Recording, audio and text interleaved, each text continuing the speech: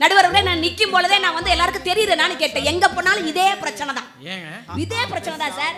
அங்க நாகப்பட்டினத்துல ஒரு காலேஜ்ல பேச போகும்போது ஃபர்ஸ்ட் இயர் ஸ்டூடெண்ட்க்கு பேச போனேன். மோட்டிவேஷனல் ஸ்பீச் பேசுவேன் சார், நம்புங்க.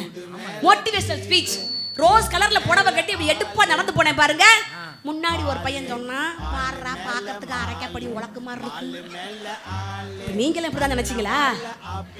இவங்க நமக்கு மோட்டிவேஷன் பண்ண போறாங்களான்னா முதல்ல அந்த பையனுக்கு புத்தி சொல்லிட்டு அதுக்கப்புறம் நம்ம பாடம் எடுக்கலான்னுட்டு, தம்பி எழுதுறீங்க என்னை பார்த்து என்னான்னா, ஏன்னா ஃபர்ஸ்ட் இயர்ல பயம் இல்லை, என்னான்னா என்னை பார்த்து அரைக்கப்படி உலக்குன்னு ஒரு விஷயம் சொல்லட்டுமா?